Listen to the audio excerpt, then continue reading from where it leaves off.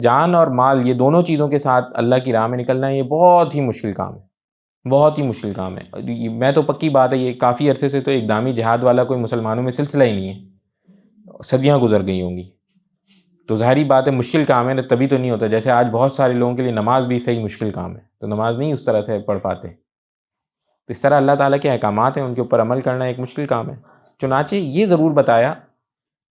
دو باتیں کہ ایک تو بات کلیئر رکھی جائے اپنے مائنڈ میں، بھئی یہ الگ کیٹیگری ہوگی، یہ ٹاپ کیٹیگری کے لوگ ہوں گے،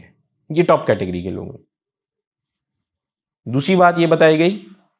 کہ ان کے درجات آگے کے معاملے میں بھی الگ ہوں گے،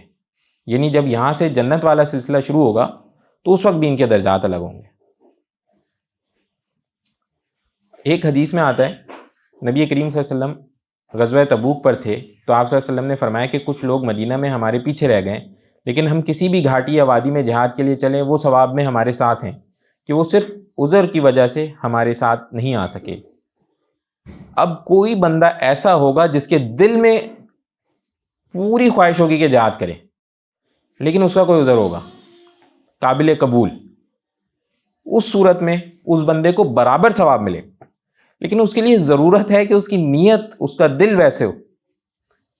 اس کی نیت کہ بھئی میں جانا چاہتا ہوں، میں واقعی مجھے موقع ملا تو میں جاؤں گا۔ چنانچہ ایک روایت میں آتا ہے نبی کریم صلی اللہ علیہ وسلم کے پاس ایک صحابی آیا، کہا جی میں جہاد میں جانا چاہتا ہوں، اور کبھی تمہارے گھر میں کوئی بوڑھے ماں باپ کا ہیں کہ نہیں تم ساتھ نہیں جا سکتے۔ اب کیا یہ عذر قبول کر لیا گیا؟ کہیں کہیں کے اوپر پھر جو امیر ہوں گے وہ نہیں اجازت دیں گے تو بس پھر جانا ہے،